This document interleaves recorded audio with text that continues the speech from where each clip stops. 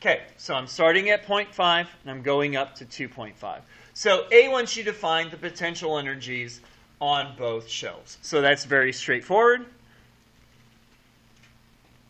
So we're going to call this PEI. That's going to be the potential energy initial. And the way we find potential energy is mass times gravity times height. So I would do the mass at the beginning, which is 0.5. I would do gravity, which is always 9.8. And I would do the height, which is the height at the beginning, initial potential energy, which would be 0.5.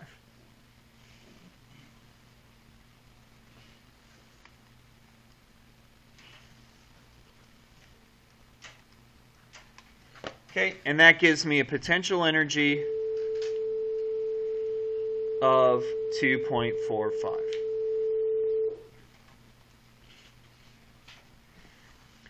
Okay, potential energy final, same thing. Mass stays the same. Gravity stays the same.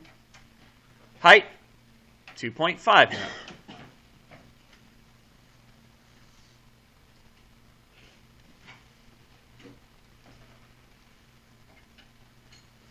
Gives me a potential energy final of 12.25.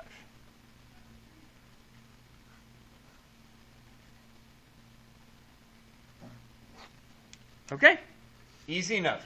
Just plugging in numbers, we're just finding those values. Nothing else to it, just that simple. Okay, B, what would the work required be to lift it from the first shelf to the second shelf? So when I think about work, I'm thinking about this equation. Work equals a change in energy. Okay, work equals a change in energy. So I think about what is the energy change. So I'm solving for work, so W equals. Now I got to think about what is the energy change. Well, energy change is final minus initial.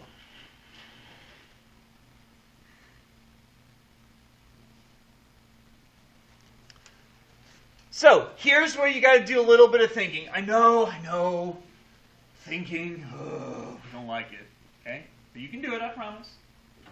Here's the thinking you have to do. What is the energy that's changing? Because there's two types we talked about, kinetic and potential. So are they both changing? Is only one changing?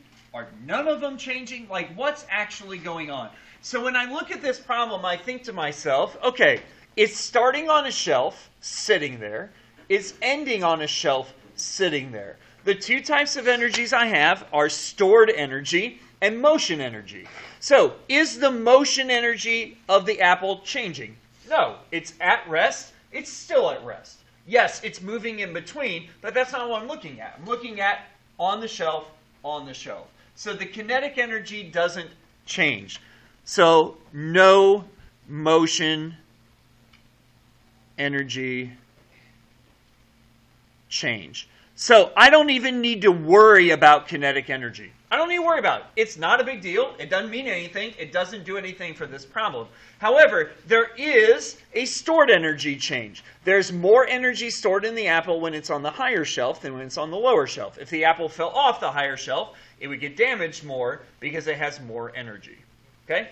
So what I'm going to do is I'm going to rewrite this. Instead of W equals EF minus EI, I'm going to write W equals PEF minus PEI.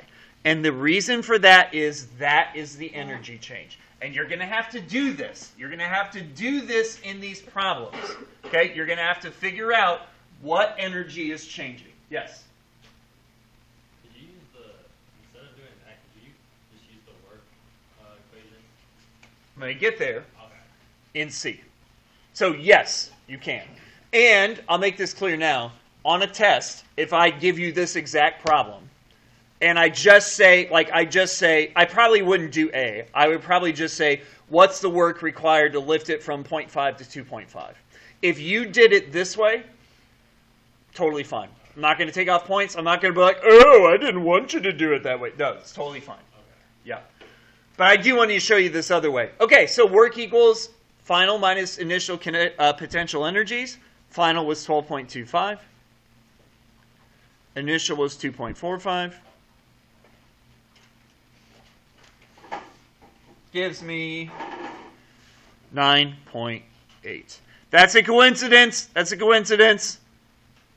I literally just made these numbers up and I got 9.8. Don't be like, oh, I got gravity. Nope, nope, nope. Just a random answer. Just happens to be 9.8. I don't know how I did that, but that's just how it worked. Okay. Now, let's look at what Keegan was talking about. What about the way we've done it already? Like Mr. B, we've done lifting things vertically with work.